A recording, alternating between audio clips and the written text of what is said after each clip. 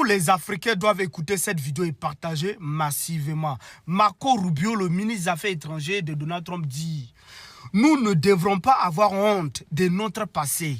Nous devrons assumer notre passé, les crimes, l'esclavage, tout ce qu'on a fait au peuple. D'ailleurs, nous ne devrons pas avoir honte de ça. Nous devrons nous préparer à recoloniser des terres. » Voilà ce que Marco Rubio, le ministre des Affaires étrangères de Donald Trump, qui a dit lors du sommet de la sécurité en Allemagne. Je vous invite à partager la vidéo massivement à tes parents, à tes frères et à tes sœurs. C'est très important. Il ne faut pas que quelque chose surprenne à beaucoup de gens. Le capitaine Ibrahim Traoré vous a dit que préparez-vous à une guerre de haute intensité. Et il a répété récemment, l'hiver noir arrive. Pour ceux qui sont en retard, restez en retard. Les pays de l'AES se préparent. Écoutez cette vidéo, je vous invite à partager. C'est incroyable ce que vous allez entendre. Regardez. Face aux menaces à la stabilité internationale et envers nos peuples, nous devons prendre des mesures envers ceux qui violent régulièrement l'ordre international que j'évoque. Et c'est la trajectoire sur laquelle nous vous demandons de nous rejoindre pour travailler ensemble de nouveau. Pendant 5 siècles, avant la fin de la Seconde Guerre mondiale, l'Occident a conquis de nouveaux continents, a construit de grands empires dans le monde entier. Mais en 1945, pour la première fois depuis Christophe Colomb, l'Occident est entré en contraction. L'Europe était en ruine.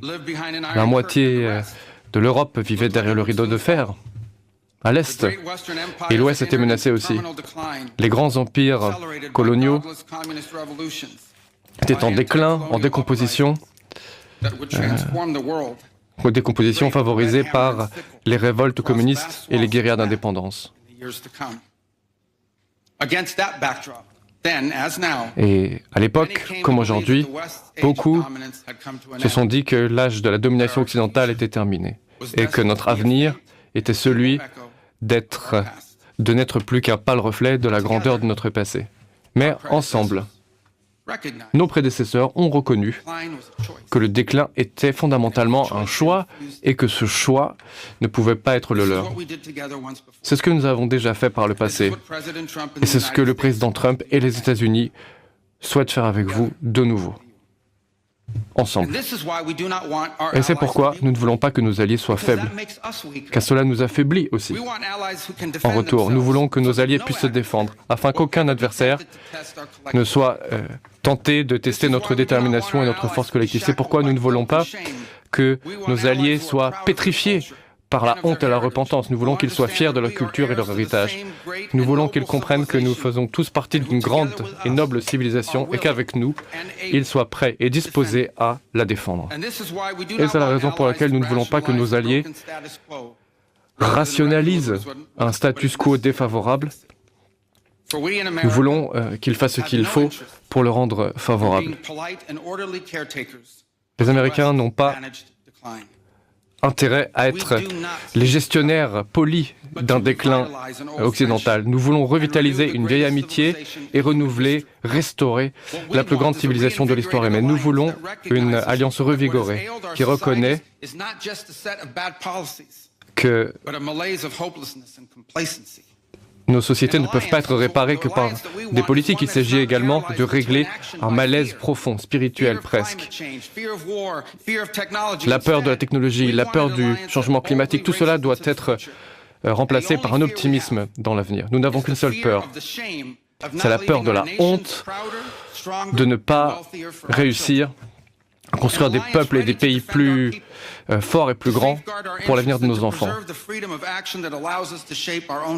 Nous devons rester maîtres des instruments qui nous permettent de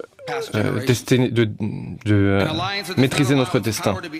Une alliance qui ne permet pas... Nous voulons être une alliance qui ne délègue pas sa souveraineté et qui ne délègue pas ce qui est nécessaire à sa survie à l'étranger et qui ne supporte pas de considérer que sa manière de vivre n'est qu'une manière de vivre parmi d'autres et qui demande la permission.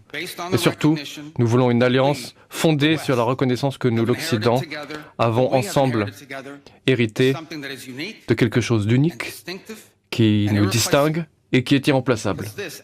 Car cela, fondamentalement, est la pierre angulaire même du lien transatlantique. En agissant ensemble, nous allons non seulement restaurer une politique étrangère saine, mais également nous redonner clairement une vision de ce que nous sommes et de notre place dans le monde.